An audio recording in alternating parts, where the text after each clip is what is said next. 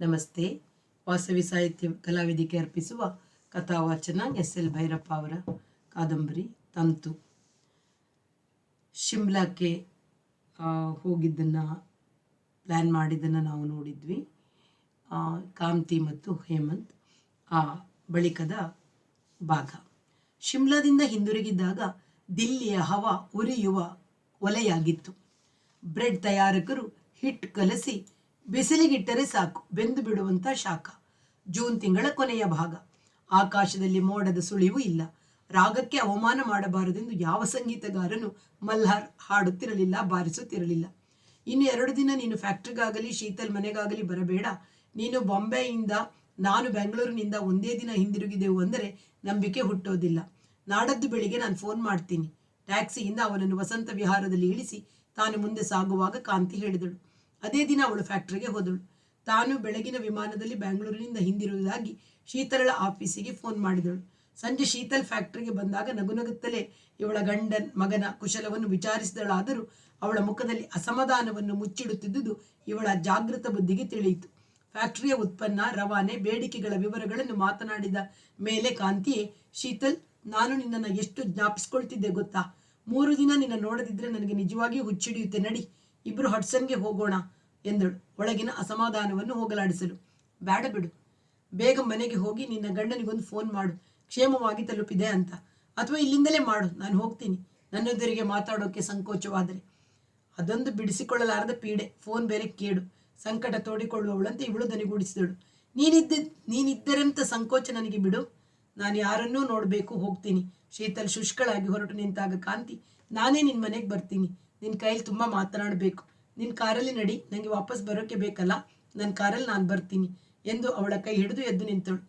ಲಾಂಜಿನಲ್ಲಿ ಹವಾನಿಯಂತ್ರಕ ಹಾಕಿಕೊಂಡು ಇಬ್ಬರು ಜೊತೆಯಲ್ಲಿ ಡೈವಾನ್ ಮೇಲೆ ಕುಳಿತಾಗ ಕಾಂತಿಯ ಶೀತಳ ಕೈ ಹಿಡಿದು ಹಿಸುಕುತ್ತಾ, ಯಾಕೋ ಬೇಸರ ನಿಂಗೆ ಎಂದಳು. ತನ್ನೊಳಗಿನದನ್ನು ಹೊರಹಾಕದಿದ್ದರೆ ತನಗೆ ಕಷ್ಟವಾಗುತ್ತದೆ ಎನ್ನುವಂಥ ಸ್ಥಿತಿಯನ್ನು ತಲುಪಿದ್ದ ಶೀತಲ್ ಕತ್ತೆತ್ತಿ ಅವಳ ಮುಖವನ್ನು ದಿಟ್ಟಿಸುತ್ತಾ, ಕಾಂತಿ, ನಿಜ ಹೇಳು, ನೀನು ನನ್ನ ಕೈಲಿ ಯಾಕೆ ಸುಳ್ಳು ಹೇಳ್ತಿ? ನೀನು ನನಗೆ ಸುಳ್ಳು ಹೇಳೋದು ಅಂದರೆ ನನ್ನನ್ನು ನಂಬೋಲ್ಲ ಅಂತ ಎನ್ನುವಾಗ ಅವಳ ಧ್ವನಿ ಒಡಕಲಾಯಿತು. ತಕ್ಷಣ ಅವಳ ಹೆಗಲ ಮೇಲೆ ಕೈ ಹಾಕಿ ಹತ್ತಿರ ಕೆಳೆದುಕೊಂಡು ಕಾಂತಿ, ಯಾತಕ್ಕೆ ಸುಳ್ಳು ಹೇಳಿದೆ ಹೇಳು ಎಂದು ಅಭಯವನ್ನು ಧ್ವನಿಸುತ್ತಾ ಜೋರು ಮಾಡಿದಳು. ಶೀತಲ್ ಅವಳ ಮುಖವನ್ನೇ ಪರೀಕ್ಷಕವಾಗಿ ದಿಟ್ಟಿಸುತ್ತಾ, ಗಂಡ ಮಗನ ನೋಡೋಕೆ ಅಂತ ನನಗೆ ಹೇಳಿದೆ. ಬೆಂಗಳೂರಿಗೆ ಒಂದು ಶಾರ್ಟ್ ಕೋರ್ಸ್ ಅಟೆಂಡ್ ಮಾಡೋಕೆ ಹೋಗ್ತಿದ್ದೀನಿ ಅಂತ ನಿನ್ನ ನಾದಿನಿ ಕೈಲಿ ಹೇಳಿದ್ಯಾ? ನಿಜ ಹೇಳ್ತೀನಿ ಕೇಳು. ನನಗೆ ಅನುಮಾನ ಬಂತು. ನಾನೇ ನಿನ್ನ ನಾದಿನಿಗೆ ಫೋನ್ ಮಾಡಿದ್ದೆ. ಕೋರೆ ಹಲ್ಲಿನಲ್ಲಿ ಕರ್ಚಿಫ್ ಕಚ್ಚಿಕೊಂಡು ಧ್ವನಿ ಬದಲಿಸಿ ಕೇಳಿದೆ. ನಾನು ಕಾಂತಿಯ ಬಿಸ್ನೆಸ್ ಫ್ರೆಂಡ್. ನಮ್ಮ ಅಂಗಡಿಲೇ ಅವಳು ಹೋಲ್ಸೇಲ್ ಮೆಟೀರಿಯಲ್ ತಗೊಳ್ಳೋದು. ಅವಳೆಲ್ಲಿ ಹೋಗಿದ್ದಾಳೆ ಅಂತ ಕೇಳಿದೆ. ಬೆಂಗಳೂರಿಗೆ ಅಂದಳು. ಈಗ ಯಾಕೆ ಅಂದದ್ದಕ್ಕೆ, IIMನಲ್ಲಿ ಮಹಿಳಾ ಉದ್ಯಮಿಗಳ ಶಾರ್ಟ್ ಕೋರ್ಸ್ ಟರ್ಮ್ ಅಟೆಂಡ್ ಮಾಡೋಕೆ ಹೋಗಿದ್ದಾಳೆ ಅಂದಳು. ಅವಳಿಗೆ ನಾನು ಯಾರು ಅಂತ ಗೊತ್ತಾಗಲಿಲ್ಲ. ಹೀಗೆ ಮಾಡಿದ್ದನ್ನು ನೀನು ಕ್ಷಮಿಸು. ಆದರೆ ನನಗೆ ಯಾಕೆ ಸುಳ್ಳು ಹೇಳಿದೆ? ಶೀತಲ್, ನೀನ್ಯಾಕೆ ನನ್ನ ಅನುಮಾನಪಟ್ಟು ಅವಳ ಹತ್ತಿರಕ್ಕೆ ಎದಕ್ಕೆ ಕೇಳೋಕೆ ಹೋಗಿದ್ದೆ ಅಂತ ಅದನ್ನು ಮೊದಲು ಹೇಳು. ಅಷ್ಟು ದಿನ ಮಗನ ಜೊತೆ ಇರಬೇಕು ಅಂತ ನನಗೆ ಆಸೆ ಇತ್ತು. ಆ ಗಂಡನ ಹತ್ತಿರ ಹೋಗಿ ಇರದಿದ್ರೆ ಅವನು ಪಿತ್ರಾರ್ಜಿತವಾದ ಆಸ್ತಿಯನ್ನು ಮಗನಿಗೂ ದಕ್ಕದ ಹಾಗೆ ಪರಭಾರ ಮಾಡ್ತಾನನ್ನೋ ಭಯ ಇತ್ತು. ಹಾಗಂತ ನಾದಿನಿ ಕೈಯಲ್ಲಿ ನಿಜ ಹೇಳೋದು ನನ್ನ ಗೌರವಕ್ಕೆ ಕಮ್ಮಿ ಆಗ್ತಿತ್ತು. ಎಲ್ಲಾನು ಎಲ್ಲರ ಕೈಲಿ ಹೇಳೋಕ್ಕಾಗುತ್ತೆಯೇ? ಸ್ನೇಹಿತೆಯಾದ ನಿನಗೆ ನಿಜ ಹೇಳಿದ್ದೆ. ನೀನು ನಂಬದೇ ಇಲ್ಲದ ಊಹಾಪೋಹ ಮಾಡಿದೆ. ಕಾಂತಿ ಅವಳ ಮೇಲೆ ತಪ್ಪನ್ನು ತಿರುಗಿಸಿ ಮುಖವನ್ನು ದಿಟ್ಟಿಸಿ ನೋಡಿದಳು. ಗಲಿಬಿಲಿಗೊಂಡ ಶೀತಲ್ ಅವಳ ದೃಷ್ಟಿಯನ್ನು ತಡೆಯಲಾರದೆ ತನ್ನ ದೃಷ್ಟಿಯನ್ನು ಪಕ್ಕಕ್ಕೆ ಹೊರಡಿಸಿದಳು. ಆದರೆ 2 ನಿಮಿಷದಲ್ಲಿ ತನ್ನ ಅಸಮಾಧಾನದ ಇನ್ನೊಂದು ಕಾರಣಕ್ಕೆ ಸ್ಪಷ್ಟ ಆಕಾರ ಕೊಡುತ್ತಾ ಮತ್ತೆ ದೃಷ್ಟಿಯನ್ನು ಎದುರಾಯಿಸಿದಳು. ನೀನು ಊರಲ್ಲಿದ್ದಾಗ ಮಾತ್ರ ಹೇಮಂತ್ ಈ ಮನೆಗೆ ಬರಬೇಕು, ಇಲ್ಲದಾಗ ಬರ್ಕೊಡುದು ಅಂತ ನಿನ್ನ ಮನಸ್ಸಿನಲ್ಲಿದೆ. ಇದೇ ಸಮಯಕ್ಕೆ ಅವನು ಬೊಂಬಾಯಿಗೆ ಹೋಗೋ ಹಾಗೆ ತಂತ್ರ ಮಾಡಿದೀಯಾ? ನಿಜ ಹೇಳು. ನೀನು ಅವನ ಮನೆಗೆ ಫೋನ್ ಮಾಡಿ ವಿಚಾರಿಸಿದ್ಯಾ? ನಿಜ ಹೇಳು. ಕಾಂತಿ ಅವಳ ಕಣ್ಣುಗಳನ್ನು ಪರೀಕ್ಷಿಸಿದಳು. ನಿಜ ಹೇಳೋಕೆ ನನಗೇನು ಹೆದರಿಕೆ ಇಲ್ಲ. ನಾನು ಸಂಗೀತ ನಾಟಕ ಅಕಾಡೆಮಿಯ ಪ್ರೋಗ್ರಾಮ್ ಅಸಿಸ್ಟೆಂಟ್ ಮಾಡ್ತಿರೋದು. ಮಿಸ್ಟರ್ ಹೊನ್ನತ್ತಿ ಸಾಬ್ ಊರಿನಲ್ಲಿ ಇಲ್ವೇ ಅಂತ ಫೋನ್ ಮಾಡಿದ್ದೆ. ಅವನ ತಂದೆ ಉತ್ತರ ಕೊಟ್ಟರು. ಹಾಗಂತ ಅವರೇ ಅಂದರು, ಅವನ ಬೊಂಬಾಯಿಯ ಗುರುಗಳ ಹತ್ತಿರ ಯಾವುದೋ ವಿಶೇಷ ರಾಗ ಹೇಳಿಸ್ಕೊಳ್ಳೋಕೆ ಅಂತ ಹೋಗಿದ್ದಾನೆ. 15-20 ದಿನವಾಗ್ಬೋದು ಬರೋದು ಅಂದರು. ಅಂದರೆ ನಾನು ಹೇಳಿದ್ದು ನೀನು ನಂಬಲಿಲ್ಲ. ನನಗೆ ನಿನ್ನ ಮೇಲೆ ಅನುಮಾನ ಬಂದಿತ್ತು ಕಾಂತಿ. ಏನೇನೋ ಅನುಮಾನ ಬಂದಿತ್ತು ಹೇಳಿಬಿಡು. ಎಲ್ಲ ಕ್ಲಿಯರ್ ಆಗಬೇಕು. ನಿನ್ನ ಮಧ್ಯೆ ಯಾವ ಅನುಮಾನವೂ ಉಳಿದಿರ್ಕೂಡುದು. ಹೇಳು. ಸ್ನೇಹದ ತಳಗದಿ ಹಾಕಿ ಅದರ ಮೇಲೆ ಪ್ರಾಮಾಣಿಕತೆಯ ಗಡಸು ತೋರಿಸುತ್ತಾ ಅವಳು ಜೋರು ಮಾಡಿದಳು. ಅನುಮಾನವೇ? ಅವನ ಸಂಬಂಧದಲ್ಲೇ ನನಗೆ ಅನುಮಾನವಿತ್ತು. ಈಗಲೂ ಇದೆ. ಯಾಕೆ ಗೊತ್ತಾ? ನೀನು ಅವನನ್ನ ಇಲ್ಲಿ ಅಭ್ಯಾಸ ಮಾಡೋಕೆ ಮೊದಲು ಕರೆತಂದದ್ದು 14ನೇ ಸೋಮವಾರ ಅಲ್ವೇ? 22ನೇ ತಾರೀಕು ಮಂಗಳವಾರ. ಅವನು ನೀನು ಇಲ್ಲಿ ಕೆಳಗೆ ಈ ಪರ್ಷಿಯನ್ ಕಾರ್ಪೆಟ್ ಮೇಲೆ ಸೇರಿದ್ರಿ. ನಿಜ ಹೇಳು. ಶೀತಲ್ ಅಂದ್ರೆ 3 ವರ್ಷದ ಮಗು ಅಲ್ಲ ಎಂದು ಅವಳ ದೃಷ್ಟಿಯನ್ನು ದೃಷ್ಟಿಸಿದಾಗ ಒಂದು ಕ್ಷಣ ಕಾಂತಿ ಧೃತಿಗುಂದಿದರೂ ಅದನ್ನು ತೋರಿಸಿಕೊಳ್ಳದೆ ಕೊಳಕು ಬುದ್ಧಿ ಮಾಡಿ ನೀನೇನು ಗುಪ್ತ ಕ್ಯಾಮರಾ ಇಡ್ಸಿ ಕಾಯ್ತಿದ್ಯಾ? ಅಥವಾ ಯಾರಾದರೂ ಪತ್ತೆದಾರಿಗೆ 10-20 ಸಾವಿರ ಕೊಟ್ಟು ಕ್ಯಾಮರಾ ಇಡ್ಸಿದ್ಯಾ? ಕ್ಯಾಮರಾದಲ್ಲಿ ಅವನೇನಾದ್ರೂ ಟ್ರಿಕ್ ಫೋಟೋ ಸೃಷ್ಟಿಸಿ ನೀನು ಕೊಟ್ರಾ? ಸ್ನೇಹಿತನ ಅನುಮಾನ ಪಟ್ಟು ಕೆದಕಿ ನೋಡೋದು ನಿನ್ನ ಬುದ್ಧಿಗೆ ಎಂದು ತಿರುಗಿಸಿದಳು. ನಿಜ ಹೇಳ್ಬಿಡ್ತೀನಿ ಕೇಳು. ನೀನು ಅವನಿಗೆ ಜಾಗ ಕೊಡಿಸಿದ್ಯಾ? ಯಾಕಿರ್ಬೋದು. ಅವನ ಅಭ್ಯಾಸಕ್ಕೆ ನೀನು ಸಹಾಯ ಮಾಡಬಾರ್ದು ಅಂತ ಅಲ್ಲ. ಆದರೆ ಈ ಸ್ನೇಹದಲ್ಲಿ ಆ ಸಂಬಂಧ ಇಲ್ಲ ಅಂದರೆ ಯಾರೂ ನಂಬೋಲ್ಲ, ನಾನು ನಂಬೋಲ್ಲ. ಅದು ತಪ್ಪು ಅಂತ ನಾನು ಹೇಳಲ್ಲ, ಅದಿಲ್ದಿದ್ರೆ ತಪ್ಪು. ಆದರೆ ನೀನು ಅದನ್ನ ನನ್ನಿಂದ ಯಾಕೆ ಮುಚ್ಚಿಡಬೇಕು? ಸ್ನೇಹ ಅಂದರೆ ಎದೇನಾ? ನಿನಗೆ ಸ್ನೇಹಿತನಾದನು ನನಗೆ ಸ್ನೇಹಿತನಾಗಬಾರ್ದಾ? ದುಡ್ಡಿನ ವ್ಯವಹಾರದಲ್ಲಿ ನೀನು ಮೋಸ ವಂಚನೆ ಮಾಡಿಲ್ಲ, ಆದರೆ ಇದರಲ್ಲಿ ಸ್ವಾರ್ಥ ತೋರಿಸ್ತಿದೀಯಾ ಕಾಂತಿ? ನನಗೆ ನಿನ್ ಬಿಟ್ರೆ ಬೇರೆ ಯಾರು ಸ್ನೇಹಿತರಿದ್ದಾರೆ? ಬೇರೆ ಯಾರಿದ್ದಾರೆ? ಅದಕ್ಕೆ ನಿನ್ಗೆ ಹೇಳದೆ ಮನಸ್ಸಿನಲ್ಲಿ ಮುಚ್ಚಿಟ್ಕೊಳ್ಳೋಕೆ ಸಾಧ್ಯವಿಲ್ಲದೆ ಹೇಳ್ತಿದ್ದೀನಿ ಕೇಳು. ಇವಳೆಂಥ ಹೀನ ಹಿಂಸು ಅಂತ ಅಸಹ್ಯ ಪಟ್ಕೋಬೇಡ. 14ನೇ ತಾರೀಕು ಸೋಮವಾರದಿಂದ ಅವನಿಲ್ಲಿ ಬರೋಕ್ಕೆ ಶುರು ಮಾಡಿದ್ನಲ್ಲ, ಅವತ್ತಿನಿಂದ ರಾತ್ರಿ ನೀವಿಬ್ಬರು ಹೋದ್ಮೇಲೆ ನಾನು ಈ ಡೈವಾನ್, ಈ ಕಾರ್ಪೆಟ್, ಈ ಗೆಸ್ಟ್ ರೂಮಿನ ಮಂಚ ಎಲ್ಲನ ಪರೀಕ್ಷೆ ಮಾಡ್ತಿದ್ದೆ. ಮಾಸ್ಟರ್ ಬೆಡ್ರೂಮಿಗೆ ಬೀಗ ಹಾಕಿರ್ತಿತ್ತಲ್ಲ, ಎಷ್ಟು ಸೂಕ್ಷ್ಮವಾಗಿ ಪರೀಕ್ಷೆ ಮಾಡ್ತಿದ್ದೆ ಅಂದರೆ ಕನ್ನಡಕ ಹಾಕೊಂಡು ನೋಡ್ತಿದ್ದೆ. ಒಂದು ದಿನ ಅನುಮಾನ ಬಂದು ಬಗ್ಗಿ ಮೂಗು ಮುಟ್ಟಿಸಿ ಮೂಸಿ ನೋಡಿದೆ. 22ನೇ ತಾರೀಕು ಮಂಗಳವಾರ ನೀನು ಈ ಪರ್ಷಿಯನ್ ಕಾರ್ಪೆಟ್ನ ಮಧ್ಯಭಾಗನ ಒದ್ದೆ ಬಟ್ಟೆಯಲ್ಲಿ ಒರೆಸಿದ್ದೆ. ಅದರ ಗುರುತು ನನಗೆ ಸಿಕ್ಕಿತು. ಆಮೇಲೆ ಪ್ರತಿದಿನ ನೀನೇ ಏನೂ ಗುರುತು ಸಿಕ್ಕದ ಹಾಗೆ ಎಚ್ಚರ ವಹಿಸಿದೀಯ. ಕಳ್ಳ ಪೊಲೀಸ್ ಆಟದ ಹಾಗೆ.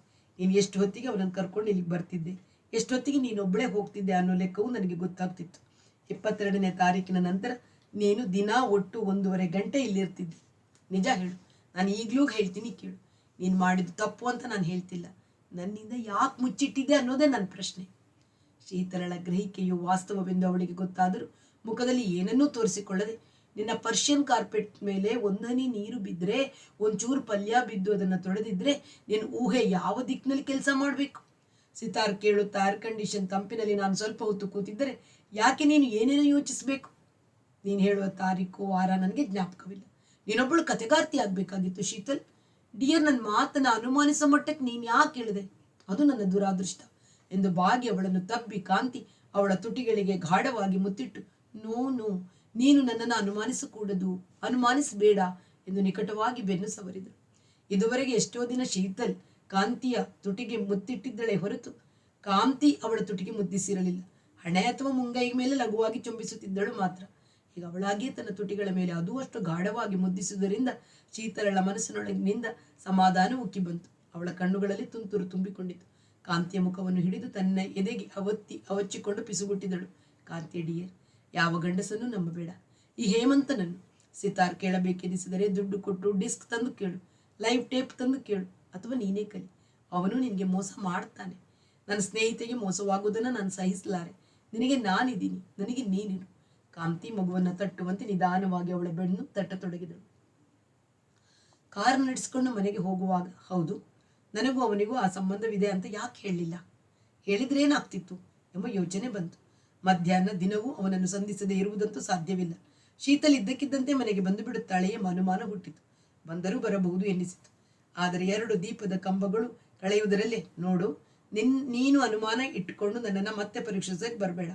ನಿನ್ನ ಸ್ನೇಹ ಮುಖ್ಯ, ಅದೊಂದೇ ಶಾಶ್ವತ ಅಂತ ನನಗೆ ಗೊತ್ತಿದೆ. ಪರೀಕ್ಷಿಸೋಕೆ ಬಂದರೆ ನನಗೂ ಕಿರಿಕಿರಿ, ನಿನಗೂ ತೊಳಲಾಟ ಅಂತ ನಾಳೆ ತುಟಿಗೆ ಮುತ್ತಿಟ್ಟು ಹೇಳಿದರೆ ಸಾಕು, ಸುಮ್ಮನಾಗ್ತಾಳೆ.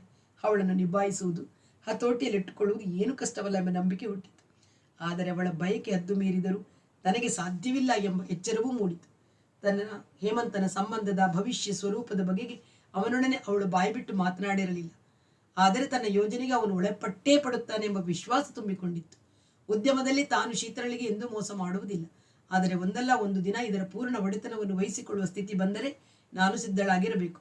ಸರ್ಕಾರಿ ನೌಕರಿಯಲ್ಲಿ ಬರುವ ಸಂಪಾದನೆಯೇ ಅವಳಿಗೆ ಖರ್ಚು ಮಾಡಲಾರದಷ್ಟಿದೆ. ಅಲ್ಲದೆ ಸರ್ಕಾರಿ ನೌಕರರಾದ ಅವಳ ಪಾಲುದಾರಿಕೆಯು ಬಿಳಿ ಕರಾರಿನಲ್ಲಿಲ್ಲ. ನೌಕರಿ ಬಿಡಲು ಅವಳು ಒಪ್ಪುವುದೂ ಇಲ್ಲ ಎಲ್ಲ ಎಂಬ ಅಂಶಗಳು ನೆನಪಿಗೆ ಬಂದವು.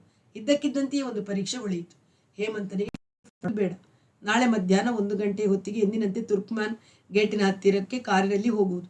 ಅವನು ಬಂದಿರುತ್ತಾನೆಯೋ ಇಲ್ಲವೋ ಪರೀಕ್ಷೆ ಮಾಡಬೇಕು. ಬಂದೇ ಬರ್ತಾನೆ, ಬಂದರೆ ನಮ್ಮಿಬ್ಬರ ಮನಸ್ಸು ಒಂದೇ ದಾರಿಯಲ್ಲಿ ಓಡುತ್ತೆ ಅಂತ ಎಂಬ ಪರೀಕ್ಷೆಯನ್ನು ಸೃಷ್ಟಿಸಿಕೊಳ್ಳುವಾಗ ಖುಷಿಯಾಯಿತು.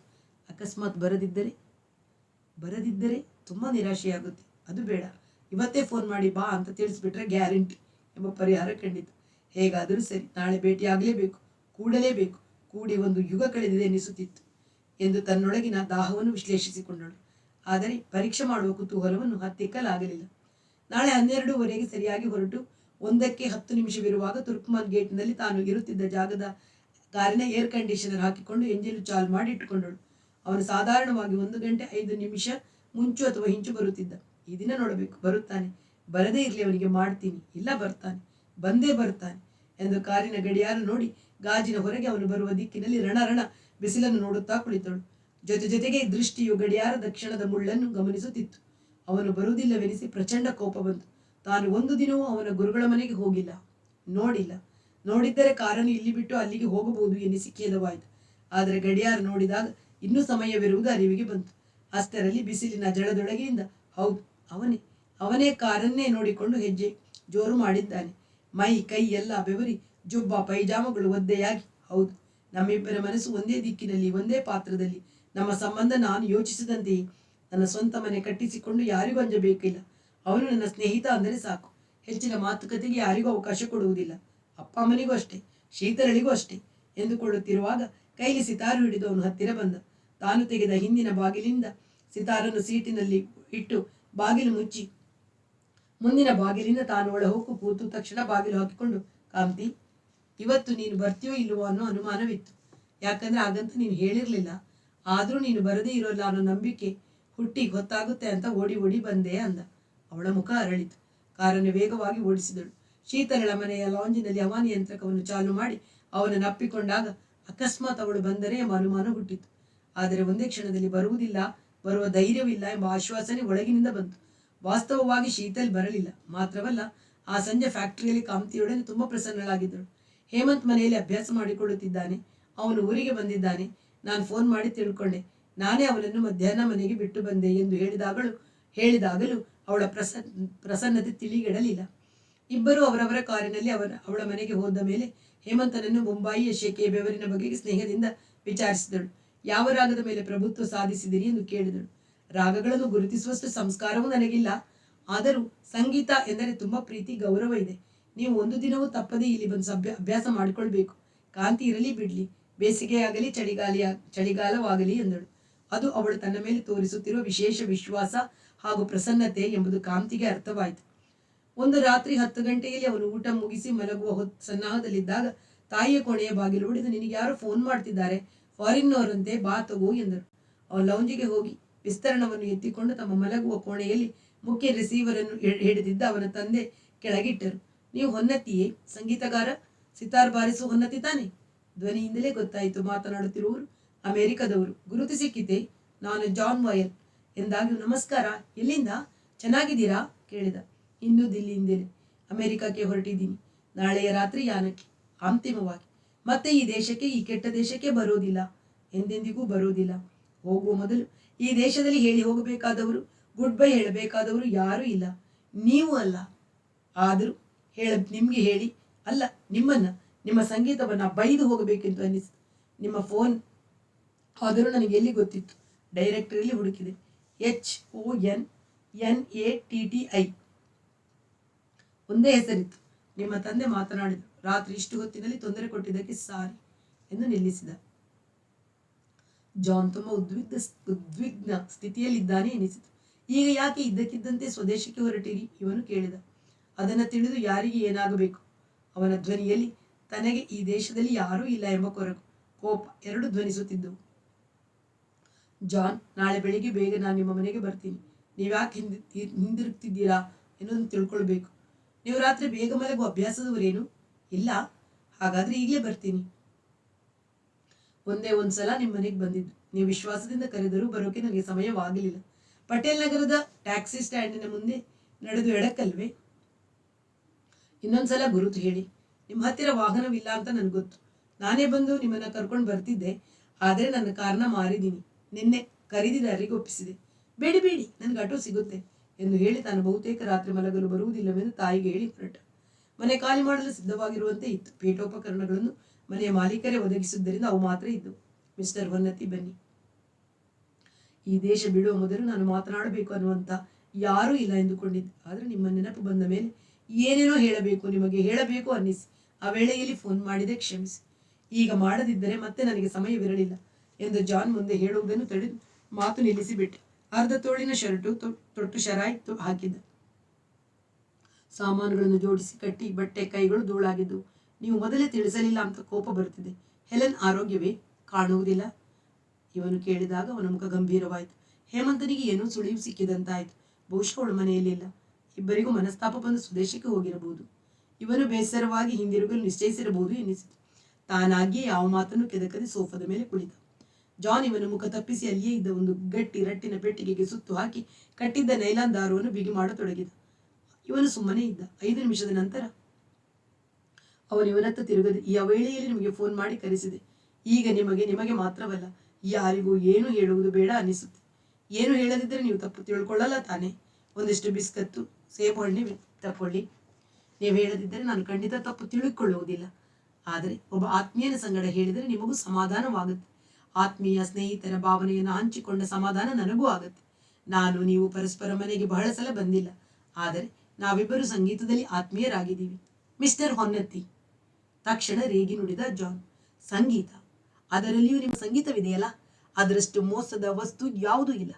ಇಡೀ ನಿಮ್ಮ ಭಾರತ ಸಂಸ್ಕೃತಿಯ ಭಾರತೀಯತೆಯ ಪ್ರತೀಕ ಅದು ಅಂತ ನಾನು ತಿಳಿದಿದ್ದೆ. ನಿಗೂಢತೆಯ ಅತೀತದ ಸೋಗು. ಆದರೆ ಅದು ಖಚಿತ ಅರ್ಥವಿಲ್ಲದ ನೀತಿಯ ಚೌಕಟ್ಟಿಗೆ ಒಳಪಡದ ಮೂಲ ದ್ರವ್ಯ.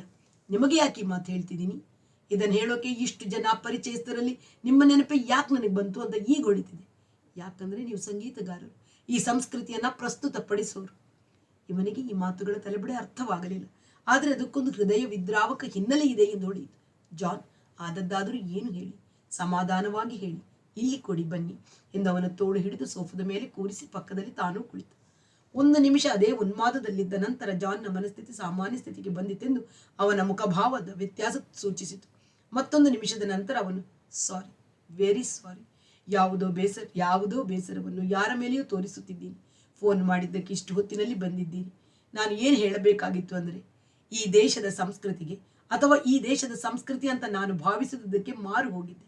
ಸಾಧ್ಯವಾದಷ್ಟು ಕಾಲ ಈ ದೇಶದಲ್ಲಿ ಇರಬೇಕು, ಇಲ್ಲೇ ಕೆಲಸ ಮಾಡಬೇಕು, ಕೃಷಿ ವಿಜ್ಞಾನದಲ್ಲಿ ನನಗಿರುವ ಸಂಶೋಧನಾ ಪ್ರತಿಭೆ ಸಾಮರ್ಥ್ಯಗಳನ್ನೆಲ್ಲ ಈ ದೇಶದ ಆಹಾರ ಉತ್ಪಾದನೆಗೆ ಧಾರೆ ಇರಿಬೇಕು ಎಂದೆಲ್ಲ ಕನಸಿನಲ್ಲಿ ಬದುಕಿದ್ದೆ.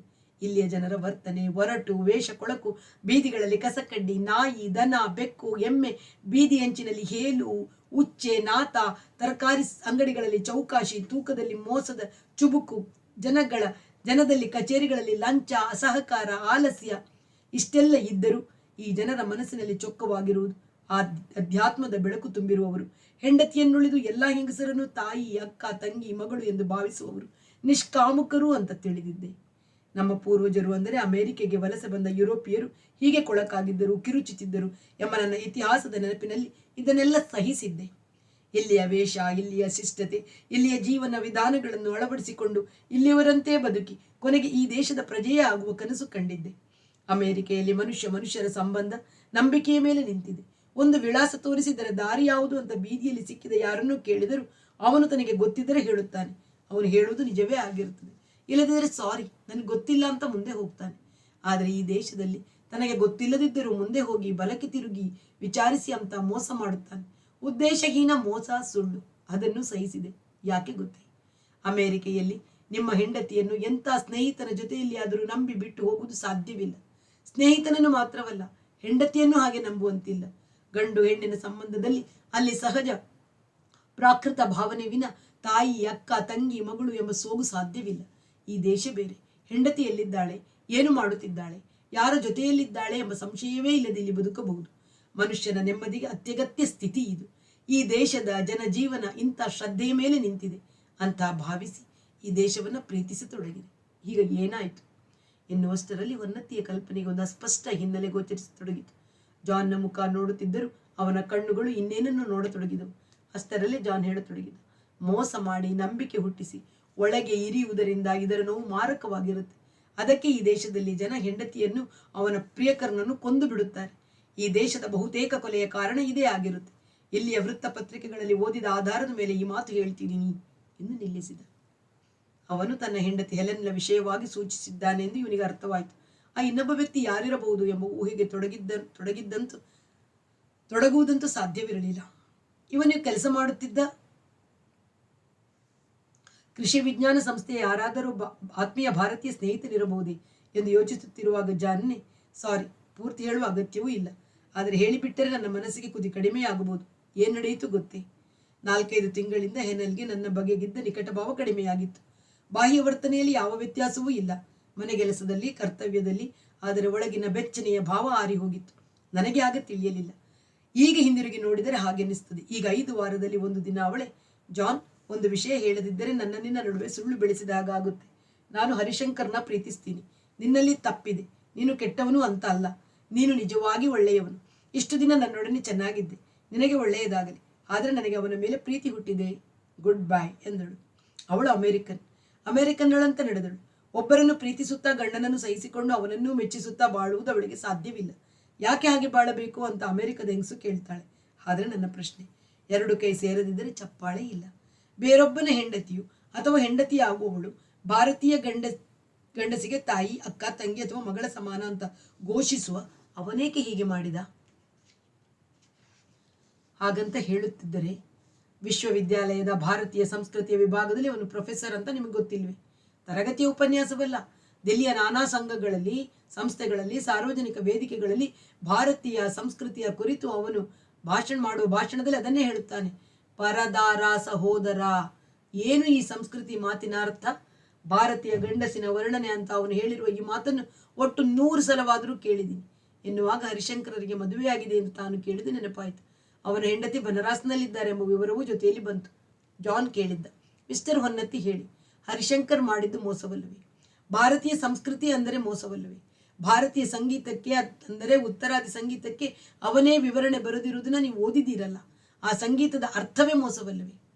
ಒಬ್ಬ ವ್ಯಕ್ತಿ ಮಾಡಿದ್ದರಿಂದ ಇಡೀ ಒಂದು ಪರಂಪರೆಯನ್ನ ವಿದ್ವಾಂಸ ಮಾಡಿದ್ದರಿಂದ ಅವನ ವಿದ್ವತ್ತಿನ ವಿಷಯವನ್ನ ಹಾಗೆ ನಿಷ್ಕರ್ಷಿಸಬಾರದು ಎಂಬ ಮಾತು ಹೊನ್ನತಿಯ ನಾಲಿಗೆಯ ತುದಿಗೆ ಬಂತು. ಜಾನ್ನ ಮನಸ್ಥಿತಿಯಲ್ಲಿ ಈ ಉತ್ತರ ಅಥವಾ ವಿವರಣೆಗೆ ಯಾವ ಅರ್ಥ ಕಾಣುವುದಿಲ್ಲವೆನಿಸಿ ತಡೆದುಕೊಂಡ. ತಾನು ಹೇಳುವುದನ್ನೆಲ್ಲ ಹೇಳಿ ಆಯಿತೆಂದು ಜಾನ್ ಸುಮ್ಮನೆ ಕುಳಿತ. ಇವನಿಗೊಂದು ಮಾತು ಹೊಳೆಯಲಿಲ್ಲ. ಅವನಿಗೆ ಆದ ಮೋಸಕ್ಕೆ ಮನಸ್ಸು ಮರುಗುತ್ತಿತ್ತು. ಹರಿಶಂಕರ್ ಹೀಗೆ ಮಾಡಬಾರದಿತ್ತು. ಇದು ಯಾರಿಂದ ಆರಂಭವಾಯಿತು ನನಗೆ ತಿಳಿಯದು. ಯಾರಿಂದ ಆರಂಭವಾಗಿದ್ದರೂ ಅವನು ಸಂಯಮ ವಹಿಸಬೇಕಿತ್ತು. ಹೆಲೆನ್ 30-32 ವರ್ಷದವಳು. ಹರಿಶಂಕರ 45 ಕಳೆದವನು. ಬಿಳಿ ಕಪ್ಪು ಮಿಶ್ರದ ಗಡ್ಡದವನು. ಲಕ್ಷಣದಲ್ಲಿ ಕೂಡ ಹೇಳಿಕೊಳ್ಳುವಂಥವನಲ್ಲ. ಅವಳಿಗಿಂತ 1 ಅಂಗಲ ಕಡಿಮೆಯೇ ಇರಬಹುದು. ಅವಳಾದರೂ ಇಂಥ ಗಂಡನನ್ನು ಬಿಟ್ಟು ಯಾವ ಸುರಕ್ಷತೆ ನೆಚ್ಚಿ ಅವನ ಹಿಂದೆ ಬಿದ್ದಳು ಎಂಬ ಕುತೂಹಲ ಬುದ್ಧಿಯ ಮಟ್ಟದಲ್ಲಿ ಎದ್ದರೂ ಅಂತಃಕರಣವು ಜಾನನಿಗಾಗಿರುವ ಯಾತನಾ ಕೋಶವನ್ನು ಪ್ರವೇಶಿಸಿ ಸಿಕ್ಕಿಕೊಂಡು ಬಿಟ್ಟಿತು.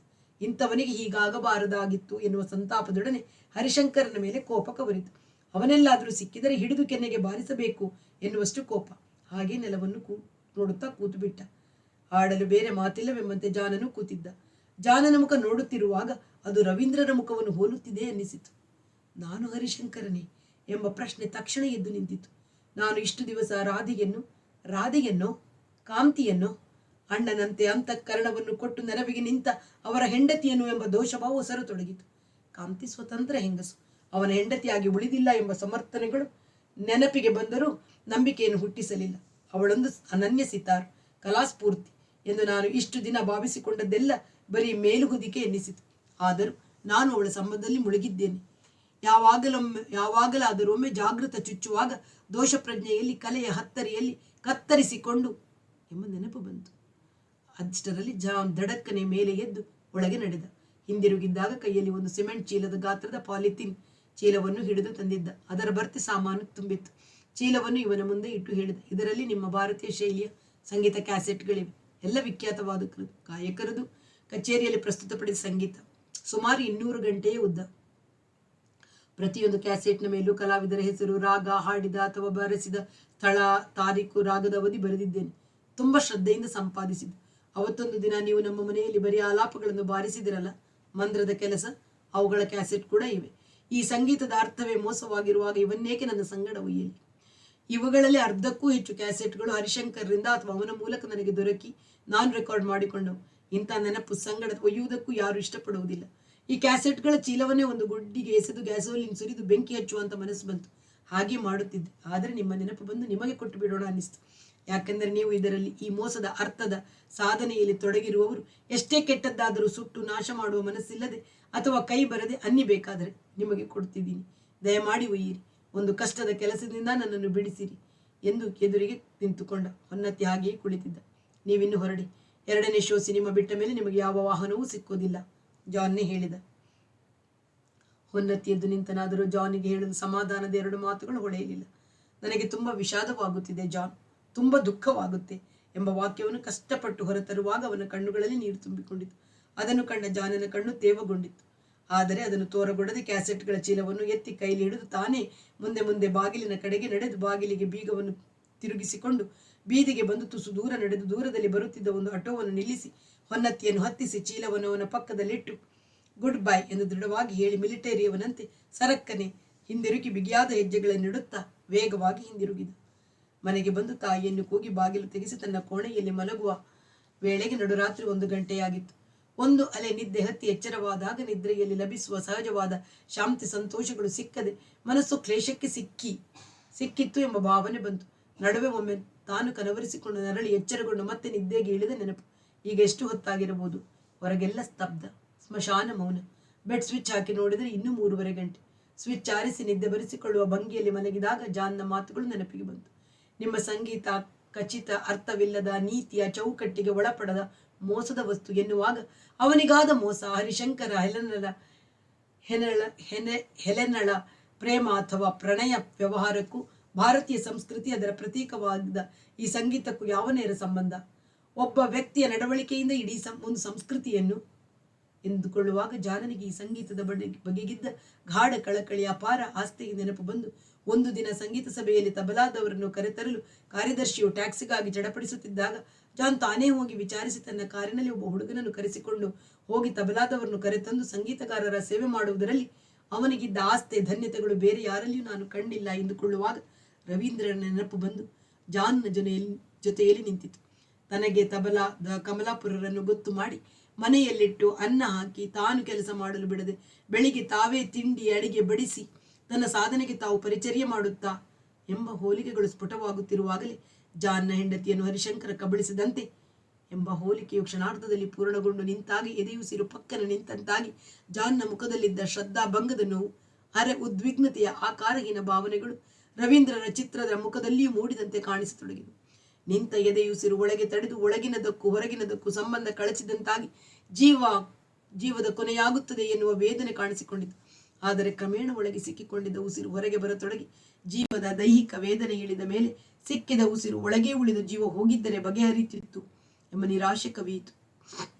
ಮತ್ತೆ ನಿದ್ದೆ ಬರಲಿಲ್ಲ. ಬರುವುದು ಸಾಧ್ಯವೂ ಇಲ್ಲವೆಂದು ಅವನಿಗನ್ನಿಸಿತು. ಹಾಸಿಗೆಯಲ್ಲಿ ಹೊರಳಾಡುವಾಗ ತನ್ನಷ್ಟು ಹೀನ ಕೆಲಸ ಮಾಡಿರುವ ಮನುಷ್ಯ ಯಾರೂ ಇಲ್ಲ ಅನ್ನಿಸುತ್ತಿತ್ತು. ಹರಿಶಂಕರನ್ ಜಾನ್ನನ್ನು ಏನಂತ ಭಾವಿಸಿದ್ದನು?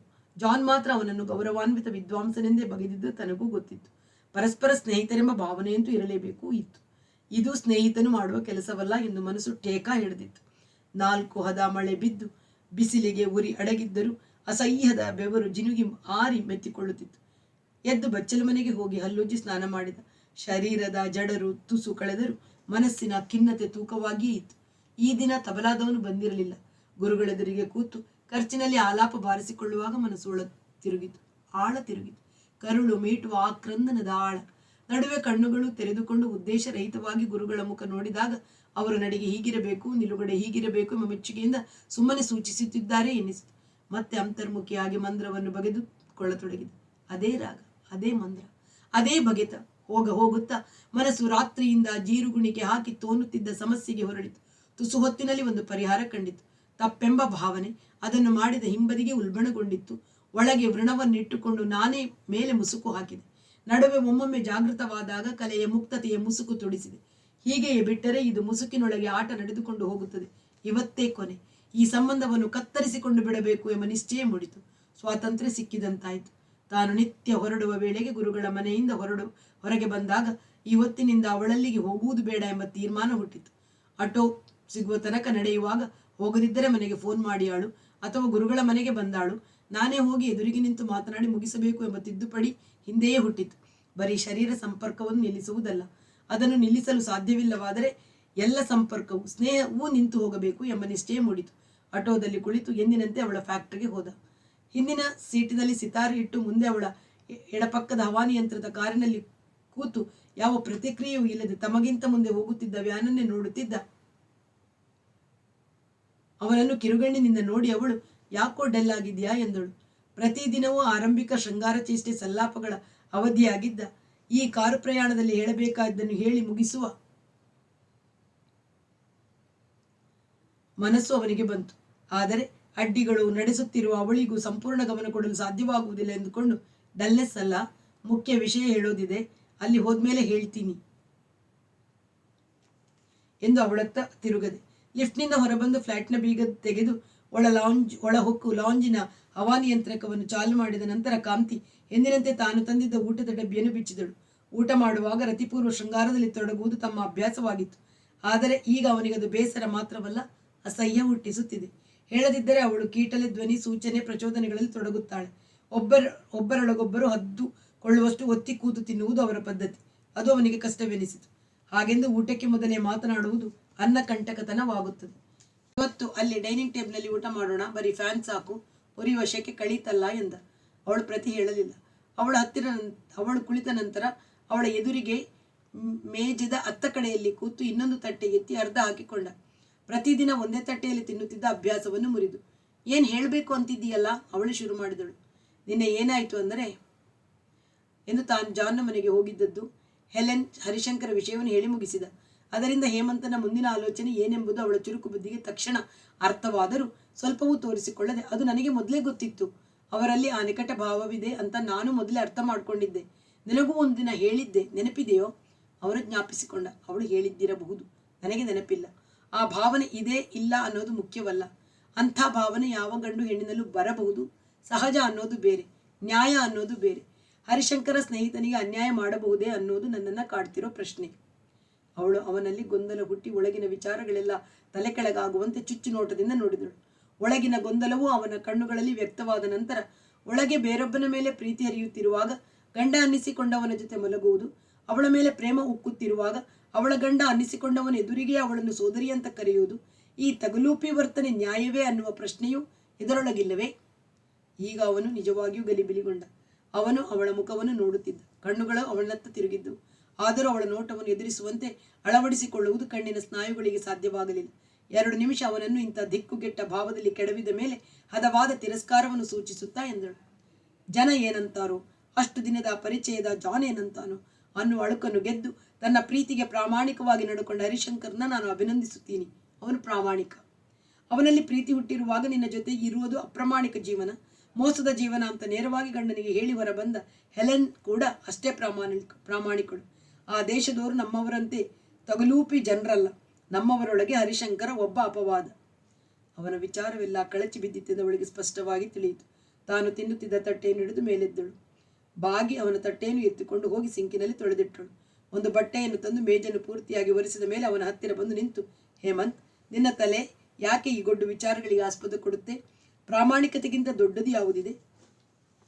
ಈ ದೇಶ ಹಾಳಾಗಿರೋದೇ ಪ್ರಾಮಾಣಿಕತೆ ಇಲ್ಲದ್ದರಿಂದ. ವ್ಯಾಪಾರದಲ್ಲಿ, ಉದ್ಯಮದಲ್ಲಿ, ಕುಟುಂಬದಲ್ಲಿ, ಸ್ನೇಹದಲ್ಲಿ, ಪ್ರೇಮದಲ್ಲಿ, ರಾಜಕೀಯದಲ್ಲಿ ನೀನು ಅಪ್ಪಟ ಪ್ರಾಮಾಣಿಕ ಅಂತ ನನಗೆ ಗೊತ್ತಿದೆ. ಇಲ್ಲದಿದ್ದರೆ ನಿನ್ನನ್ನು ಪ್ರೀತಿಸೋಕೆ ನನಗೆ ಸಾಧ್ಯವೇ ಆಗ್ತಿರ್ಲಿಲ್ಲ.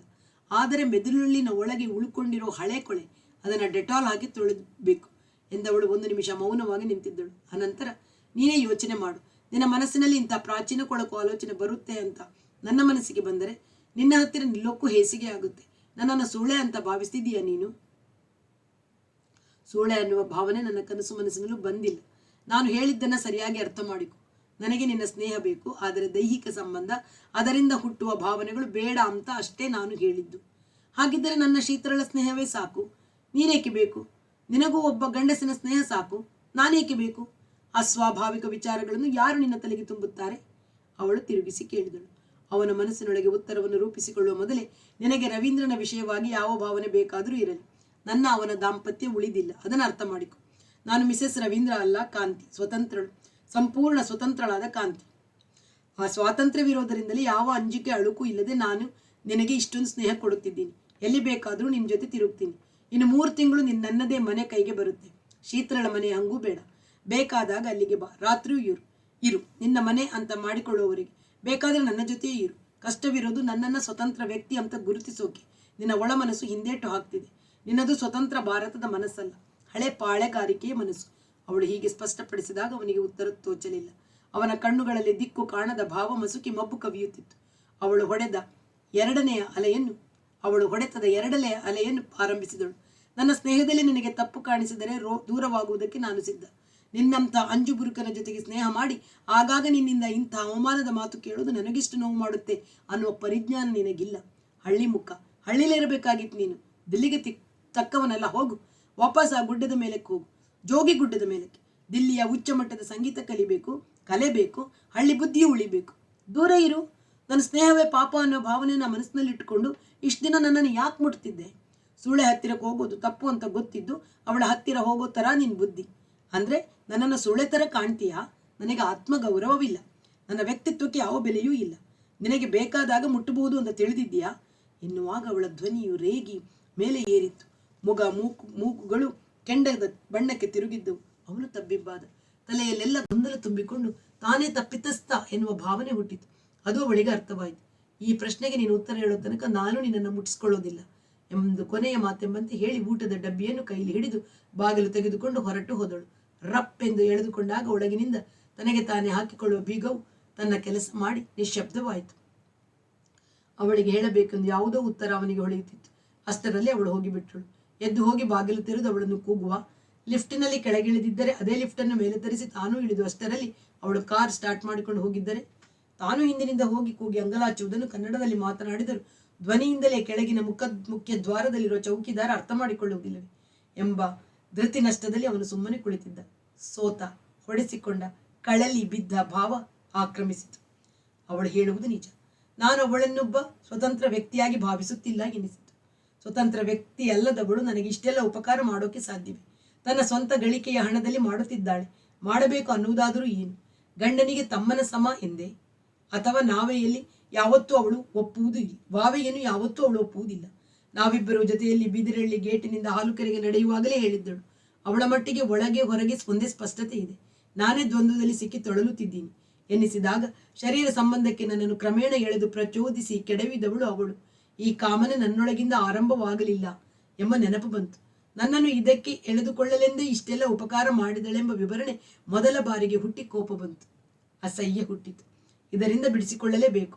ಹಣದ, ಸಹಾಯದ, ಸಲಹುವುದರ ಆಮಿಷ ಬೀಸಿ ಗಂಡಸು ಹೆಂಗಸನ್ನು ವಶಪಡಿಸಿಕೊಳ್ಳುವುದು ಲಗಾಯತಿನಿಂದ ನಡೆದಿದೆ. ಈಗ ಇಂಥವೇ ಆಮಿಷ ಬೀಸಿ ಹೆಂಗಸು ಗಂಡಸನ್ನು ವಶಪಡಿಸಿಕೊಳ್ಳುವ ಪ್ರವೃತ್ತಿ ಶುರುವಾಗಿದೆ ಎನ್ನಿಸಿತು. ನಾನು ಅವಳನ್ನು ಸುಳೆಯಂತೆ ಕಾಣುತ್ತಿರುವ ಆಪಾದನೆ ಮಾಡಿದಳು. ವಾಸ್ತವವಾಗಿ ಅವಳು ನನ್ನನ್ನು ಗಂಡು ಸುಳೆಯ ಸ್ಥಿತಿಗೆ ಇಳಿಸಿದ್ದಾಳೆ ಎನಿಸಿ ತಿರಸ್ಕಾರ ಹುಟ್ಟಿತು. ನಾನೆಂಥ ಸ್ಥಿತಿಗೆ ಇಳಿದಿದ್ದೇನೆ ಎಂದುಕೊಳ್ಳುತ್ತಾ ಸಿತಾರಿನ ಪಕ್ಕದಲ್ಲಿ ಮಲಗಿ ಮೈ ಮುರಿದ. ಹವಾನಿಯಂತ್ರಕ ಸೂಕ್ಷ್ಮ ಸುಯಿಂಗುಡಿತ ಕಿವಿಯನ್ನು ತುಂಬಿ ಶೆಕೆ ತಡೆಯಲಾರದೆ ಈ ಅನುಕೂಲಕ್ಕಾಗಿ ಇಲ್ಲಿಗೆ ಬಂದು ಅಲ್ಲ, ಅವಳು ಇಲ್ಲಿಗೆ ಕರೆತಂದು ಎಂಬುದೆಲ್ಲ ನೆನಪಿಗೆ ಬಂದಾಗ ಬರೀ ಅವಳೊಬ್ಬಳ ಮೇಲೆ ತಪ್ಪು ಹಾಕುವುದು ನೈತಿಕ ಅಪಾಲಾಪ. ಅದು ಕೂಡದು ಎಂದು ವಿರುದ್ಧ ಸರಣಿ ಹುಟ್ಟಿತು. ಅವಳಿಂದ ಆರಂಭವಾಯಿತು. ನನಗೆ ಈ ಪ್ರವೃತ್ತಿ ಇರಲಿಲ್ಲ ನಿಜ. ಆದರೆ ಅನಂತರ ನಾನು ಅಷ್ಟೇ ಆಸಕ್ತಿ ತಾಳಿ ಎರಡು ಕೈ ಸೇರದೆ ಚಪ್ಪಾಳೆ ಸಾಧ್ಯವಿಲ್ಲ ಎಂದುಕೊಂಡೆ. ಹೀಗೆ ಎಷ್ಟು ಹೊತ್ತು ಮಲಗಿದಾಗ ಅವಳನ್ನು ಆಪಾದಿಸುವ ವಿರುದ್ಧವಾಗಿ ತಾನೂ ತಪ್ಪಿನ ಭಾಗವನ್ನು ಹೊರುವ ಸರಣಿಗಳು ತಕ್ಕಡಿಯಂತೆ ಎದ್ದು ಇಳಿಯತೊಡಗಿ ಕೈಗಡಿಯಾರ ನೋಡಿಕೊಂಡರೆ ಅವಳು ಹೋಗಿ ಆಗಲೇ 2 ಗಂಟೆ ಕಳೆದಿತ್ತು. ತಾನು ಸಿತಾರನ್ನು ಬಾರಿಸಿಕೊಳ್ಳದೆ ಸಮಯ ಹಾಳು ಮಾಡಿಕೊತಿದ್ದೀನಿ ಎನ್ನಿಸಿ ಶ್ರುತಿ ಮಾಡಿಕೊಳ್ಳತೊಡಗಿದ. ಶ್ರುತಿ ಕೂಡಿ ರಾಗಾಲಾಪ ಆರಂಭಿಸುವಾಗ ಅವಳಿಗೆ ಫೋನ್ ಮಾಡಬೇಕೆನಿಸಿತು. ನಾನು ನಿನ್ನನ್ನು ಸುಳೆಯತರ ಭಾವಿಸಿಲ್ಲ. ವ್ಯಕ್ತಿಯಾಗಿ ಅಷ್ಟು ಗೌರವಿಸದಿದ್ದರೆ ನಿನ್ನಿಂದ ಇಷ್ಟೊಂದು ಉಪಕಾರ ಪಡೆಯುತ್ತಿರಲಿಲ್ಲ. ಇನ್ನು ಮೇಲೆ ಕೋಪದಲ್ಲಿ ಕೂಡ ಹೀಗೆ ನೀನು ಕಡಿಮೆ ಮಾಡಿಕೊಳ್ಳುವ ಮಾತನಾಡಬೇಡ. ನೀನು ಕಡಿಮೆ ಮಾಡಿಕೊಂಡರೆ ಜೊತೆಗೆ ನಾನು ಕಡಿಮೆಯಾಗಿರುತ್ತೀನಿ ಅಂತ ಹೇಳುವ ಮನಸ್ಸಾಯಿತು. ಸೋಫಾದ ಪಕ್ಕದ ಸ್ಟ್ಯಾಂಡ್ನಲ್ಲಿ ಫೋನ್ ಎತ್ತಿಕೊಂಡು ತಿರುಗಿಸಿದ. ಹಲೋ ಎಂದದ್ದು ಅವಳದೇ ಧ್ವನಿ. ನೋಡು, ನಾನು ಒಂದೇ ಒಂದು ಮಾತು ಹೇಳಬೇಕು ಅಂತ ಮಾಡ್ತಿದ್ದೀನಿ ಎಂದದಕ್ಕೆ ನಾನೀಗ ಬ್ಯುಸಿ ಇದ್ದೀನಿ, ಸಾರಿ ಎಂದು ಕೆಳಗಿಟ್ಟಳು. ಇವನಿಗೆ ಮುಖಕ್ಕೆ ಹೊಡೆದಂತಾಯಿತು. ಯಜಮಾನನು ತನ್ನ ಕೈ ಕೆಳಗಿನವರನ್ನು ದೂರದಲ್ಲಿಡಬೇಕೆಂದಾಗ ಹೀಗೆ ಆಮ್ ಬ್ಯುಸಿ ಎನ್ನುವ ಆಡಳಿತ ತಂತ್ರ ನೆನಪಿಗೆ ಬಂತು. ಹಣ ಕೊಟ್ಟು ನನ್ನನ್ನು ಸಾಕುತ್ತಿರುವ ಸೊಕ್ಕಿನಲ್ಲಿದ್ದಾಳೆ, ಇಳಿಸಬೇಕು ಎನ್ನಿಸಿತು. ತಾನೆಂದು ಈ ಮನೆಯಿಂದ ಫೋನ್ ಮಾಡಿರಲಿಲ್ಲ. ಅವಳು ಕೂಡ ಇಲ್ಲಿಗೆ ಮಾಡಿ ನನ್ನ ಅಭ್ಯಾಸಕ್ಕೆ ಭಂಗ ಮಾಡಿರಲಿಲ್ಲ ಎಂಬ ನೆನಪಿನ ಜೊತೆಗೆ ಇಳಿಸುವುದಲ್ಲ, ಬಿಡುಗಡೆಯಾಗಬೇಕು ಎಂಬ ನಿಶ್ಚಯ ರೂಪ ತಾಳಿತು. ತನ್ನ ಇಡಗಂಟು ಇರುವುದು ಬ್ಯಾಂಗ್ಳೂರಿನ ಬ್ಯಾಂಕಿನಲ್ಲಿ. ಅಲ್ಲಿಂದ ವಸಂತ ವಿಹಾರ ಶಾಖೆಗೆ ವರ್ಗವಾಗಿ ಬಂದಿರುವ ಮಾಸಿಕ ಬಡ್ಡಿಯ ಲೆಕ್ಕವನ್ನು ಕೂಡ ನಾನು ನೋಡಿಲ್ಲ. ತಿಂಗಳಿಗೆ 1,500ದಂತೆ ಒಟ್ಟು 10 ತಿಂಗಳು 15,000 ತರಿಸಿ ಕೊಟ್ಟು ಬಿಡಬೇಕು. ಅದನ್ನು ಹಿಂದಿರುಗಿಸದೆ ಸ್ನೇಹ ಸುಮುಖವಾಗಿರುವುದು ಸಾಧ್ಯವಿಲ್ಲ ಎಂಬ ತೀರ್ಮಾನ ಖಚಿತವಾಯಿತು. ಹಿಂದಿರುಗಿಸಲೂ ಬೇಕು, ಸ್ನೇಹವನ್ನು ಸುಮುಖವಾಗಿಸಲೆಂದಲ್ಲ, ಈ ಸ್ನೇಹ ಕತ್ತರಿಸಿಕೊಂಡಿರುವ ಗುರುತಾಗಿ ಹಿಂದಿರುಗಿಸಬೇಕು ಎಂದು ದೃಢ ಮಾಡಿಕೊಂಡ. ಇನ್ನು ಇಲ್ಲಿ ಅವಳ ಸ್ನೇಹಿತೆಯ ಮನೆಯಲ್ಲಿ ಕೂತು ಅಭ್ಯಾಸ ಮಾಡೋದು ಬೇಡ ಅನ್ನಿಸಿತು. ಈಗಲೇ ಎದ್ದು ಸಿತಾರ್ ತೆಗೆದುಕೊಂಡು ಹೊರಗಿನಿಂದ ಎಳೆದುಕೊಂಡರೆ ಬಾಗಿಲಿನ ಬೀಗ ಹೇಗೂ ತಾನೇ ಮೆಟ್ಟಿಕೊಳ್ಳುತ್ತದೆ. ಒಂದು ಆಟೋದಲ್ಲಿ ಕುಳಿತು ಮನೆಗೆ ಹೋಗಿ ಎಂಬ ತೀರ್ಮಾನ ಬಂದ ಮೇಲೆ ಎದ್ದ. ಹವಾನಿಯಂತ್ರಕ ಸ್ವಿಚ್ ಆರಿಸಿ ಸಿತಾರನ್ನು ಎತ್ತಿಕೊಂಡು ಬಾಗಿಲ ಹತ್ತಿರಕ್ಕೆ ಹೋಗುವಾಗ ರಾತ್ರಿ ಶೀತಲಳ ಜೊತೆಯಲ್ಲಿ ಬಂದಾಗ ನಾನು ಇದ್ದಕ್ಕಿದ್ದಂತೆಯೇ ಹೊರಟು ಹೋಗಿರುವುದು ತಿಳಿದ ತಕ್ಷಣ ಅವಳ ಮುಖ ಕಪ್ಪಿಡುತ್ತದೆ. ಯಾಕೆಂದು ಶೀತಲ್ ಕೇಳುತ್ತಾಳೆ. ನಮ್ಮಿಬ್ಬರ ಬೇರ್ಪಡೆಯ ಪರಿಣಾಮದ ದೃಶ್ಯ ಅವಳಿಗೇಕೆ ತಿಳಿಯಬೇಕು? ನಾನೇಕೆ ಕದ್ದು ಹೋಗಬೇಕು? ರಾತ್ರಿ ಬರಲಿ, ಅವಳ ಕಾರಿನಲ್ಲಿ ಕೂತು ಹೋಗುವಾಗ ಎದುರಿಗೆ ಹೇಳುತ್ತೀನಿ. ಇಷ್ಟು ದಿನದ ಅವಳ ಉಪಕಾರಕ್ಕೆ, ಅನುಭವಿಸಿರುವ ಸ್ನೇಹಕ್ಕೆ ಮನಸ್ಸೇಕೆ ಕಹಿ ಮಾಡಿಕೊಂಡು ದೂರವಾಗಬೇಕು ಎಂದು ಹಿಂದಿರುಗಿ ಸಿತಾರನ್ನು ರತ್ನಗಂಬಳಿಯ ಮೇಲಿಟ್ಟು ಹವಾನಿಯಂತ್ರಕದ ಸ್ವಿಚ್ ಹಾಕಿದ. ರಾತ್ರಿ 8:45 ಗಂಟೆಯ ಸದ್ದಾಗಿ ಇವನು ಬಾಗಿಲು ತೆರೆದಾಗ ಶೀತಲ್ ಒಬ್ಬಳೇ ಇದ್ದಳು. ಅವನು ಮುಖವನ್ನು ದಿಟ್ಟಿಸಿದಾಗ ನೋಡಿದ ನಂತರ ಎಂದಳು, ನಿರಾಶೆಯಾಯ್ತಾ? ತಾನೊಬ್ಬನೇ ಸಿಕ್ಕಿದಾಗ ಅವಳು ತನ್ನ ಕಾಂತಿಯ ಪರಸ್ಪರ ಭಾವನೆಗಳ ಬಗೆಗೆ ಸೂಕ್ಷ್ಮವಾಗಿ ಶೋಧಕ ಪ್ರಶ್ನೆಗಳನ್ನು ಕೇಳುತ್ತಿದ್ದು ನೆನಪಿಗೆ ಬಂತು. ಅವಳ ಮನಸ್ಸಿನ ವ್ಯಾಪಾರ ಕಾಂತಿಗೂ ಗೊತ್ತು. ತನ್ನದೇ ಮನೆಯಾಗುತ್ತೆ, ಇರುತ್ತೇನೆ, ಯಾವ ಸ್ನೇಹಿತೆಯ ಸಹಾಯವೂ ಬೇಡ ಎಂಬ ಇಂಗಿತವನ್ನು ಕಾಂತಿಯು ಸೂಚಿಸಿದ್ದಳು. ನಿರಾಶೆ ಯಾಕೆ? ಆಟೋದಲ್ಲಿ ಹೋಗ್ತೀನಿ, ಅವಳಿಗೆ ತುಂಬ ಕೆಲಸವಿರಬಹುದು ಅವನೆಂದ. ಬರೀ ಕೋಪವಲ್ಲ, ಅವಳು ತನ್ನ ಮೇಲೆ ಯಜಮಾನಿಕೆಯ ದರ್ಪದಿಂದ ಇವತ್ತು ಬಂದಿಲ್ಲ ಎಂಬ ಭಾವನೆಯ ಕಹಿಯನ್ನು ತೋರಗೊಡದೆ. ಇಲ್ಲ, ವಿಪರೀತ ತಲೆನೋವು ಅಂತಿದ್ದಳು. ಶೆಕೆಗೆ ಇರಬಹುದು, ಅದು ಸಹಜವೆಂಬಂತೆ ಅವನು ಒಪ್ಪಿಕೊಂಡ. ಅನಂತರ ಲವಂಜಿಗೆ ಹಿಂದಿರುಗಿದ ಸಿತಾರಿಗೆ ಕೌದಿ ಹಾಕಿ ಎತ್ತಿ ಹಿಡಿದು ನಿಂತಾಗ ಹಿಂದೆ ಶೀತಲ್ ಕೇಳಿದಳು, ಹೊರಟೆ ಬಿಟ್ಟೆ ಹೇಮಂತ್? ನಾವು 3 ಜನವೂ ಪರಸ್ಪರ ಒಂದೇ ಮಟ್ಟದ ಸ್ನೇಹದ ಆತ್ಮೀಯರು, ಹಾಗಂತ ನಾನು ತಿಳ್ಕೊಂಡಿದ್ದೀನಿ. ಕಾಂತಿ ಇಲ್ಲ ಅಂದ ತಕ್ಷಣ ನೀವು ಹೊರಟು ಬಿಡಬೇಕೆ? ನನ್ನ ಕೈಯಲ್ಲಿ ಸ್ವಲ್ಪ ಹೊತ್ತಾದರೂ ಕೂತು ಮಾತನಾಡಿ ಹೋಗ್ಬೇಕು ಅಂತ ಅನಿಸೋದಿಲ್ವೇ? ಹಾಗೆಲ್ಲ, ನೀವು ದಣಿದು ಬಂದಿದ್ದೀರಿ, ವಿಶ್ರಾಂತಿ ತೆಗೆದುಕೊಳ್ಳಲಿ ಅಂತ. ಒಂಟಿಯಾಗಿದ್ದರೆ ವಿಶ್ರಾಂತಿಯೋ, ಸ್ನೇಹಿತನ ಜೊತೆಗೆ ಹರಟೆ ಹೊಡೆದರೆ ವಿಶ್ರಾಂತಿಯೋ? ಹೇಮಂತ್, ಹಿಂದೆಯೇ ನಾನು ಒಂದು ದಿನ ನಿನಗೆ ಹೇಳಿದ್ದೆ, ಬಹುವಚನ ಅಂದರೆ ದೂರವಚನ ಅಂತ. ನಾನು ನಿನ್ನನ್ನ ಸ್ನೇಹವಚನದಲ್ಲಿ ಮಾತಾಡಿಸ್ತಿರೋದು ಗೊತ್ತಿದ್ದು ಯಾಕೆ ಹೀಗೆ ಮಾಡ್ತೀಯಾ? ಸಾರಿ ಶೀತಲ್ ಎನ್ನುತ್ತಾ ಅವನು ಸಿತಾರನ್ನು ಕೆಳಗಿಟ್ಟು, ನೀನು ಕೂತಿರು, ನಾನು ಚಹಾ ಮಾಡಿ ತರ್ತೀನಿ. ಅಥವಾ ಇಷ್ಟು ಹೊತ್ತಿನಲ್ಲಿ ಕುಡಿದರೆ ನಿದ್ದೆಗೆ ತೊಂದರೆಯಾಗುತ್ತದಲ್ಲವೇ ಎಂದಾಗ ಅವಳಿಗೆ ಸಂತೋಷವಾಯಿತು. ನಿದ್ದೆ ಬರೋದಿದ್ರೆ 10 ಕಪ್ ಕುಡಿದ್ರೂ ಬರುತ್ತೆ, ಇಲ್ಲದಿದ್ರೆ ವೈನ್, ವಿಸ್ಕಿ ಅಲ್ಲ, ಮಾತ್ರೆ ನುಂಗಿದ್ರೂ ಬರದೆ ಸತಾಯಿಸುತ್ತೆ. ನಿನ್ನ ಕೈನ ಚಹಾ ಕುಡಿಬೇಕು ಅನ್ಸುತ್ತೆ, ಆದ್ರೆ ಈಗ ಬೇಡ, ಬಾ ಒಂದು ಗಳಿಗೆ ಕೂತ್ಕೋ ಎಂದು ತಾನು ಮೊದಲು ಸೋಫಾದಲ್ಲಿ ಒರಗಿ ತನ್ನ ಪಕ್ಕದಲ್ಲಿ ಕೂರುವಂತೆ ಕೈ ತೋರಿಸಿದಳು. ಅವನು ಹತ್ತಿರ ಬಂದು ಅವಳ ಎಡಗಡೆಗೆ ಕುಳಿತು, ತುಂಬ ಕೆಲಸವ ಆಫೀಸ್ನಲ್ಲಿ ಎಂದ. ಆಫೀಸ್ನಿಂದು ಅಲ್ಲಿಂದ ಸಂಜೆ ಫ್ಯಾಕ್ಟ್ರಿದು ಎಂದು ಜೋರಾಗಿ ನಿಟ್ಟಿಸಿರು ಬಿಡುತ್ತಾ ಅವನ ಬಲಗೈ ಹಿಡಿದು, ಕಾಂತಿ ಎಲ್ಲಾನು ನೋಡ್ಕೊಳ್ತಾಳಾದರೂ ಪಾರ್ಟ್ನರ್ ಅಂದ್ರೆ ಮುಖ್ಯಾಂಶಗಳನ್ನೆಲ್ಲ ನೋಡಲೇಬೇಕಲ್ಲ, ಒಟ್ಟಿನಲ್ಲಿ ಬುದ್ಧಿ ಮನಸ್ಸುಗಳಿಗೆ ಬಳಲಿಕೆ ಎಂದಳು. ಹಿಡಿದ ಅವನ ಕೈಯನ್ನು ಬಿಡಲಿಲ್ಲ. ಅವಳನ್ನು ನೋಯಿಸಬಾರದೆಂದು ಅವನು ಬಿಡಿಸಿಕೊಳ್ಳೋ ಪ್ರಯತ್ನ ಮಾಡಲಿಲ್ಲ. ಮುಂದೆ ಮಾತು ಹೊಳೆಯದೆ ಅವಳು ಮೌನವಾಗಿ ಕುಳಿತಳು. ದೃಷ್ಟಿ ಎದುರಿಗೆ ರತ್ನಗಂಬಳಿಯ ಮೇಲಿದ್ದ ಸಿತಾರಿನ ಮೇಲಿತ್ತು. ಹವಾ ನಿಯಂತ್ರಕ ಮೆಲುದನಿಯಲ್ಲಿ ಸುಯಿಂಗುಡುತ್ತಿತ್ತು. ಸ್ವಲ್ಪ ಹೊತ್ತಾದ ಮೇಲೆ ಏನೋ ಹೊಳೆದಂತೆ ಮಾತನಾಡಿದಳು. ನೀನು ಸಂಗೀತಗಾರ, ನಿನ್ನಲ್ಲಿ ಸ್ನೇಹ ಹುಟ್ಟಬೇಕಾದ್ರೆ ಸಂಗೀತ ಜ್ಞಾನವಿರಲೇಬೇಕು ಅಂತ ಉಂಟೆ? ಯಾಕೆ ಕೇಳ್ತೀನಿ ಅಂದರೆ, ಸಂಗೀತದಲ್ಲಿ ಅಭಿರುಚಿ ಬೆಳೆಸ್ಕೊಳ್ಳೋಕೆ ನಾನು ಪ್ರಯತ್ನ ಪಟ್ಟೆ, ಆದರೆ ಹುಟ್ಟಲಿಲ್ಲ. ರಾಗಗಳನ್ನು ಗುರುತಿಸುವ ತಿಳುವಳಿಕೆ ಬರೆಸೋಕೆ ಕಾಂತಿಯು ಎಷ್ಟೋ ಪ್ರಯತ್ನ ಮಾಡಿದಳು, ಆದರೆ ನನಗೆ ಬರಲೇ ಇಲ್ಲ. ಒಂದೇ ರಾಗವನ್ನ ನನ್ನೆದುರಿಗೆ 30 ಸಲ ಬಾರಿಸಿ ಅದರ ಹೆಸರು ಹೇಳು ಅಂದರೆ 31ನೇ ಸಲ ಅದನ್ನೇ ಬಾರಿಸಿದರ ಹೆಸರು ಹೇಳು ಅಂತ ಕೇಳಿದ್ರೆ ನನಗೆ ಗೊತ್ತಾಗಲ್ಲ, ಅದು ನನ್ನ ಮಿತಿ. ಹಾಗಂತ ಇವಳಲ್ಲಿ ಸ್ನೇಹವಿಲ್ಲ, ಸ್ನೇಹಕ್ಕೆ ತಕ್ಕವಳಲ್ಲ ಅಂತ ತಪ್ಪು ತಿಳಿಬೇಡ ಎಂದು ಹಿಡಿದಿದ್ದ ಅವನ ಹಸ್ತವನ್ನು ಬಿಗಿಯಾಗಿ ಹಿಸುಕಿದಳು. ನನಗದು ಗೊತ್ತು ಶೀತಲ್, ಸ್ನೇಹವಿಲ್ಲದಿದ್ದರೆ 10 ತಿಂಗಳಿಂದ ನಿನ್ನ ಮನೆಯಲ್ಲಿ ಕುಳಿತು ಅಡುಗೆ ಮನೆ, ನಿನ್ನ ಫ್ರಿಡ್ಜ್ಗಳನ್ನೆಲ್ಲ ಸೂರೆ ಮಾಡುತ್ತಾ ಸಿತಾರ್ ಅಭ್ಯಾಸಕ್ಕೆ ಬಿಡ್ತಿದ್ಯಾ? ಗೊತ್ತಿದ್ದೋನು ಯಾಕೆ ದೂರವಾಚಕ ಬಳಸಿ ಮಾತಾಡಿದೆ?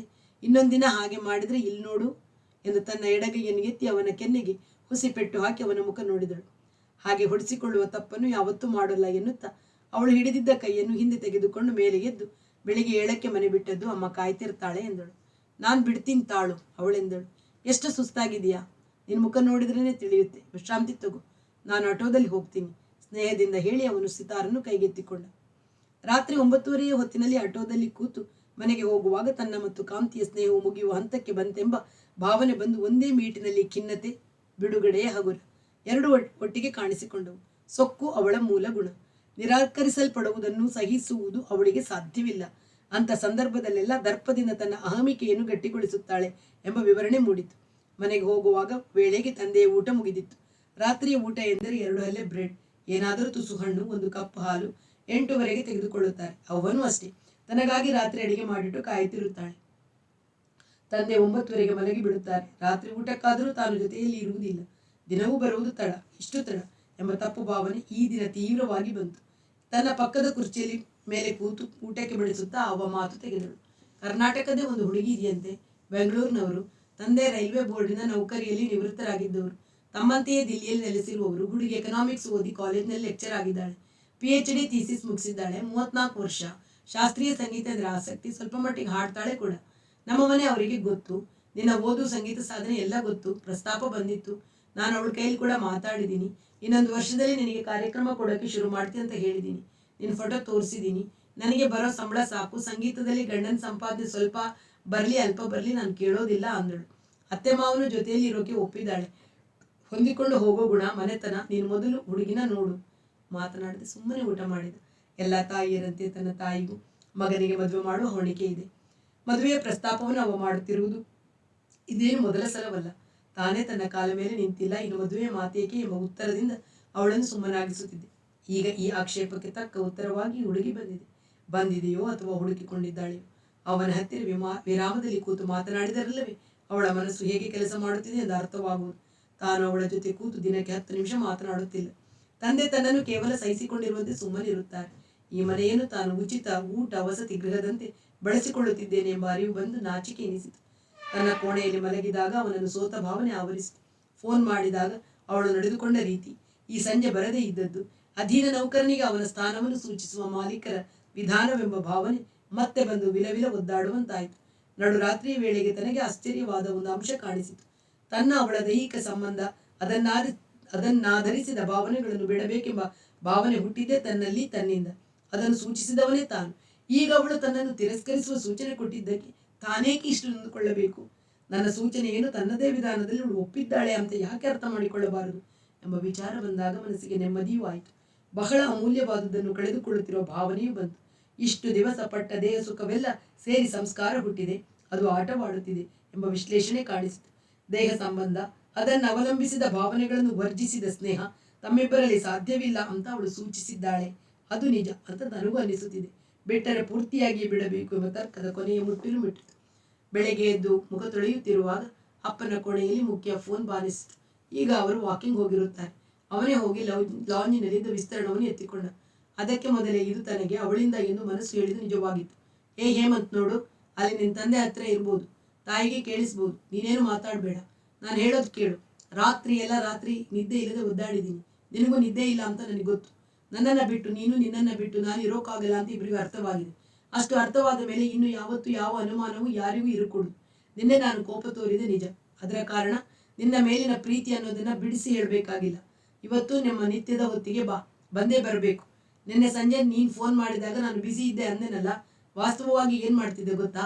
ನನ್ನ ಹೇಮಂತನ ಹೆಸರು ಇನ್ನು 6 ತಿಂಗಳಲ್ಲಿ ಅಖಿಲ ಭಾರತ ಅಲ್ಲ, ಅಖಿಲ ಪ್ರಪಂಚದಲ್ಲಿ ಪ್ರಸಿದ್ಧವಾಗುವ ಒಂದು ಪ್ಲಾನ್ ಯೋಚನೆ ಮಾಡ್ತಿದ್ದೆ. ಅದಾಗಲೇ ಕಾರ್ಯಗತವಾಗಿದೆ. ಮಧ್ಯಾಹ್ನ ಹೇಳ್ತೀನಿ, ಸರಿಯಾದ ಸಮಯಕ್ಕೆ ಬರಬೇಕು. ಅನ್ನು. ಅವನಿಗೆ ಅನ್ನಲು ಮನಸ್ಸು ಬರಲಿಲ್ಲ. ಅರ್ಧ ನಿಮಿಷದ ಕಾಯ್ದು ಅವಳು ಹೇಳಿದಳು, ನಿನಗೆ ಬಿಂಕ ಅಲ್ವಾ? 1 ಕಾಲಿಗೆ ಸರಿಯಾಗಿ ನೀನು ಬರದಿದ್ದರೆ ನಿನ್ನ ಗುರುಗಳ ಮನೆಗೆ ನಾನೇ ಬರ್ತೀನಿ. ಹೇಗೂ ಮನೆ ನೋಡಿದ್ದೀನಿ, ತಿಳ್ಕೊಂಡಿದ್ದೀನಿ. ಅಲ್ಲಿಲ್ದಿದ್ರೆ ವಸಂತ ವಿಹಾರಕ್ಕೆ ಬಂದು ನಿಮ್ಮ ಅಮ್ಮನ ಎದುರಿಗೆ ನಿನ್ನ ಕೈ ಹಿಡಿದು ಎಳ್ಕೊಂಡು ಬರ್ತೀನಿ. ಈಗಲಾದ್ರೂ ಅಂತೀಯೋ ಇಲ್ವೋ? ಅವನಿಗೆ ಈಗಲೂ ಹಾಗನ್ನಲು ಸಾಧ್ಯವಾಗಲಿಲ್ಲ. ಅವಳು ಫೋನನ್ನು ಕೆಳಗಿಟ್ಟಳು. ಮುಂದಿನ ಭಾಗವನ್ನು ಮತ್ತೆ ಕೇಳೋಣ. ಅಲ್ಲಿಯವರೆಗೆ ಎಲ್ಲರಿಗೂ ಪ್ರೀತಿಯ ನಮಸ್ಕಾರ. ವಾಸವಿ ಸಾಹಿತ್ಯ ಕಲಾವೇದಿಕೆ ಸುಳ್ಯ.